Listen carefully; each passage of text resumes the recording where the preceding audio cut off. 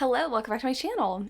In today's video, I'm going to be giving you 6 underrated Kindle Unlimited romance recommendations. Before we get into it, I wanted to share a little bit about the sponsor of today's video and tell you about a really cool deal going on right now with Book of the Month. Book of the Month is a super popular and fast-growing online book service for readers. Their mission is to promote new and emerging authors and help readers discover books they love. Their team vets hundreds of books each month and gives readers their choice from a curated selection of new and early release titles, so you can spend more time reading and less time researching. Book of the Month is risk-free. You can skip any month, any time, and you will not be charged. Plus, they have the best price for new release hardcover fiction. And right now you can sign up for Book of the Month with a romance book for just $5 if you use code SPICY. I have a stack right here of some of the books that I have gotten from Book of the Month in the past, romance books specifically. Romantic comedy is one that I'm really excited to get to this month, and the rest of the books in the stack are books that I have personally read and loved. Love on the Rain by Miss Allie Hazelwood. This was a 5-star read for me. Definitely one that I would recommend getting. Same with The Heart Principle by Helen Huang, The Bodyguard by Catherine Center, Lunar Love by Lauren Kung Jensen.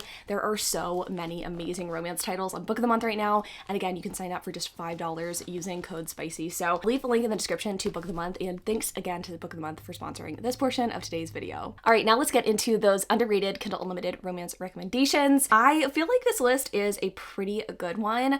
Obviously, you can fight with me in the comments about whether these are underrated or whether these are books you have or haven't heard of. I don't really care, frankly. I just feel like I don't hear enough about these books. Whenever I'm on the hunt for KU books, I'm looking for the stuff that maybe was published a little while ago but has amazing ratings, or books that just aren't getting enough love but that, you know, some of my friends really liked. So hopefully this can be a guiding light for you if you feel like you have just read everything that's out there, everything that's really popular right now. So first up, this one really came to me quickly because it's a book that I really adored and a book that I really need to reread soon. It's actually a series, but I'm recommending the first book specifically, and it is Filthy Little Pretties by Trilina Pucci. I love this book. If you love Gossip Girl, or you love Cruel Intentions, or you are just someone who is craving that sort of like high school drama, you will adore this book. The writing is so fun and the spice is incredible. So this book's about our 3 main characters, Donovan, Gray, and Liam. Donovan is our heroine, and Gray and Liam are 2 boys that Donovan went to school with when she was younger. She ends up leaving town for a little while, a la Serena van der Woodsen, and now she is back in town,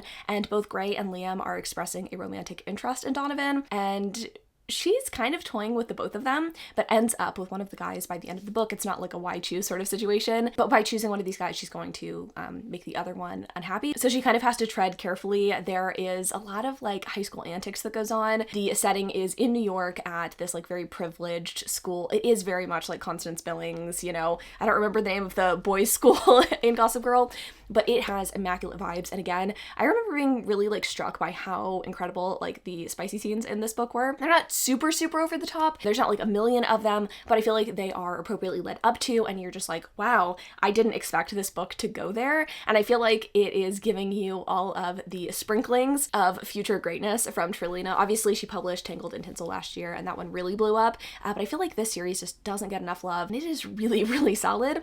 This one's really great. I feel like, again, Donovan's kind of that Serena type character, and then Caroline in the second book is the Blair type character who ends up with the guy who's unchosen in Filthy Little Pretties. Honestly, these books are just so much fun, and I really feel like they would be incredible summer reads. I was definitely thinking about season as well when I was putting together this list, thinking about what would be best going into kind of the spring, summer, but I want to read on the beach, and Filthy Little Pretties definitely just checks all of my boxes. Next up, one that I think has a totally different feel to it, but I think is equally appropriate for spring, summer, is Baking Me Crazy. I adore this book. If you are someone who loves a guy falls first romance, a friends to lovers romance, I think you would really adore this one. This book follows Levi and Jocelyn. Jocelyn's on a wheelchair basketball team, and she's a little bit insecure, I would say, about her disability, but she ends up kind of forming a friendship with her wheelchair basketball coach, Levi. I think he might be like a couple of years older than her. I can't remember. It's been a second since I've read this book, but they are friends for 5 years before he ends up kind of putting the moves on her. And before she's really like ready, I guess, to kind of get out there and date, she just is convinced that there's no reason basically that he would like her, and she's just not willing to, I guess, kind of go there and break through their established friendship. But it is so delightful seeing how our hero pines for her, and also how he's willing to go the extra mile to prove that they are meant to be together. I love that. I love when the hero has to kind of like put in some work, and it's just a really sweet story. Obviously, there is disability representation in this book, and there are some like, you know, slightly harder hitting moments,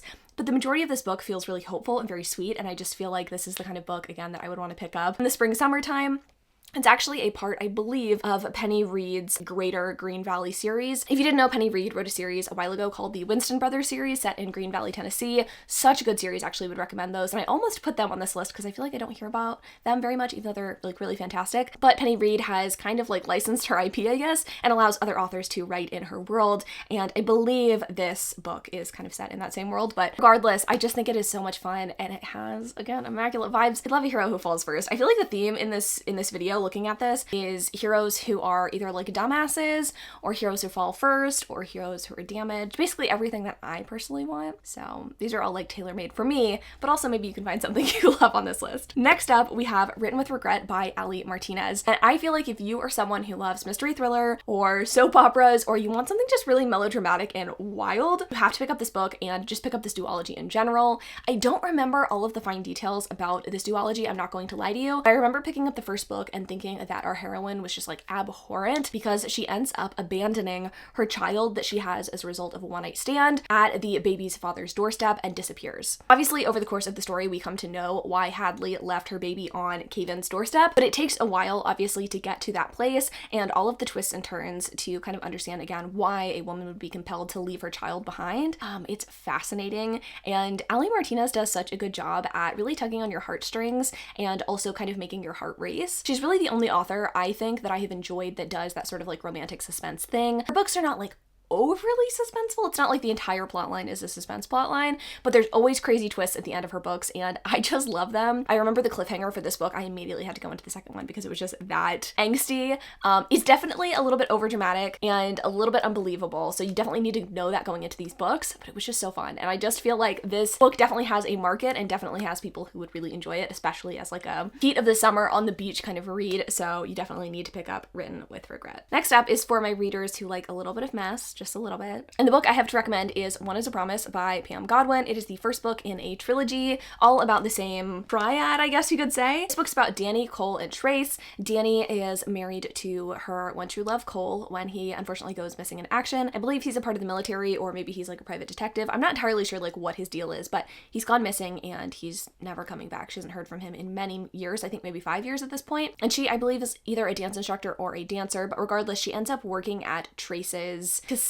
I'm not entirely sure. He basically sees her dancing, he employs her as a dancer, and they develop this sort of romantic relationship. She's fighting for her feelings for him because obviously she is missing her husband, this man who's gone missing, but she kind of feels like this is the time to kind of get on with her life. I think we can maybe guess where things are going. I don't think it's a spoiler to say, honestly, that this book is a love triangle, and until the very end, you have no idea who our heroine is going to pick. It is so fun and interesting seeing these men kind of like pit themselves against each other, and also getting to see our heroine in real time fall for someone new in that first book. It is a really fun romance, and you just really never know where things are going to go. I loved these books. I thought they were so fun. Liked her choice, I think, too, ultimately. Just, I love books like this. Candy Steiner also has a duology that's pretty popular, that has a very similar vibe. Almost recommended that one, but I think that one's like a little bit more popular, so I thought I would recommend the Pam Godwin one. Again, this just feels a summer read to me. I really feel like you gotta pick this one up. All right, next up is a book that I have not read in a while, but I am desperate to reread because I just remember the vibes being immaculate, and that would be Leo Loves Aries by Anita Sunday. This Zodiac series by her is so fun. I think it's called like The Signs of Love or something like that, and she really takes the Zodiac and tries to like pair hero and hero based on their Zodiac signs, and it's so fun seeing how that plays out and how she sort of like characterizes each character based on their Zodiac signs. Anyway, this one obviously is about a Leo and an Aries. I can't remember who's who, but there's Theo and Jamie. Theo at the start of this book has been dumped, I believe, by his girlfriend. I believe Theo's twin sister Leonie has also been dumped by someone. They're both kind of on the hunt for dates to a wedding or something like that, and Theo's like, oh, I know this guy named Jamie, like you should definitely date him. Also, I believe Jamie's looking for a place to live, and since their like respective partners have moved out of the house that they share together, Theo and Leonie, they decide to let Jamie live with them, and you know, Theo's trying to like maneuver and make sure that his sister like gets with Jamie. However, Theo ends up falling for Jamie himself, and it's delightful. It is sort of like a bi-awakening kind of story. I do think some of the reviews say that they weren't totally happy with how sexuality was handled. Like they wanted more on page, like I am bisexual sort of situations, and I get that. I totally understand that, but I do think that there is room for like both experiences and both experiences to be on page. I really loved this story. I really I just love the way that Anita Sunday does romance. They're very quiet. They're not the kinds of books that are going to have, again, wild plot twists. If you're not someone who likes, you know, a written with regret kind of book, I think this might work for you. I love a forced proximity, like we are roommates, but we were roommates kind of situation. I just, this book, I love it. I really need to finish off the series. There's actually a new book in the series that came out, I want to say last year sometime, that I need to read. I've actually read the other books in the series though as well, and they've all been really fun. So yeah, I just recommend the series as a whole if you're looking for something quick to binge.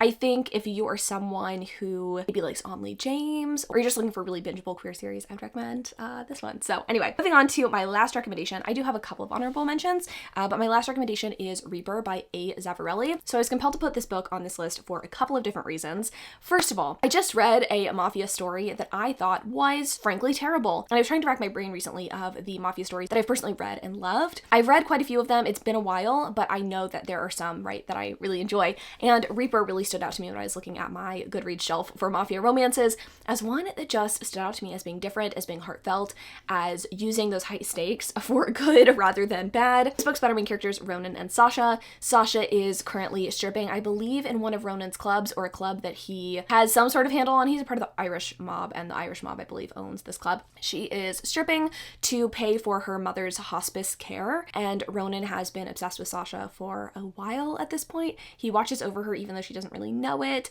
Kind of gives stalker vibes, but like sweet and endearing in a way. And over the course of the story, we see Sasha and Ronan really fight their feelings for each other. They both have like baggage and trauma in their past. Not a light read, definitely not a light read, because you do get on-page description of what happened to Ronan to kind of make him the way that he is. But we get to see them express their vulnerabilities to each other and have some like passionate, steamy, fun times.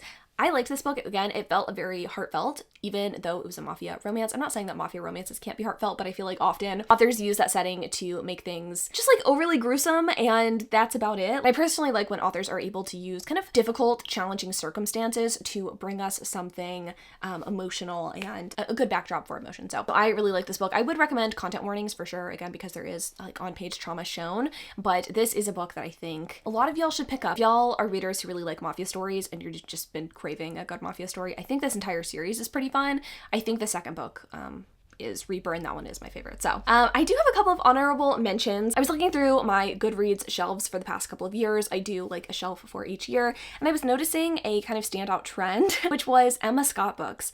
Emma Scott's a fantastic author. I feel like I don't hesitate to recommend her books here on my channel. There are a couple of books that I feel like don't get recommended a lot. I feel like I always see people recommend Full Tilt, which is fantastic. I love that duology, but I also really enjoy The Butterfly Project by this author and Someday Someday. The Butterfly Project is a book about a heroine who is a comic book artist, and she ends up letting a recently released felon live with her, and she kind of gets to learn about what being in prison was like, and we also get to understand, I guess, what it's like for this hero to be in, you know, the real world again, and what it's like to have to deal with this in your past. At times heartbreaking read, but I think it's a really delightful one, and it feels so real because these characters have obviously been through a lot and have their own passions and goals in life. So I really liked that one. And then also Someday Someday is a really great one. It is about two men. It is a male-male romance, and we have one hero who has grown up in a semi-abusive household. His father is really, really wealthy, and now he is dying, and he doesn't want anything to do with his dad. He's kind of like doing his own thing, and then he falls for his father's caretaker, and his father's caretaker is really just trying to make ends meet. And so it's sort of a, I don't want to say Prince and the Pauper kind of situation, but you do have, you know, a class difference sort of romance, and I really enjoyed that one as well. I really think Emma Scott does such a great job at making characters who feel so real, who are dealing with real life issues, and also have, you know, their own passions and interests that make them individuals, which is kind of rare, I think, in romance. You know, sometimes you feel like you're reading about stock characters, but you never feel like that when you read Emma Scott books. So I think it'd be safe to pick up any of her books, but The Butterfly Project and Someday Someday are books that I feel like I don't hear about a ton, so I thought I would throw those in as some honorable mention recommendations. I hope you enjoyed this video. I know it was kind of short, but I wanted to just quickly run through those books and kind of let you know some underrated KU gems that I feel like you might be missing out on because they're not like the newest, hottest titles out. But thanks so much for watching this video. I love y'all so much, and until next time.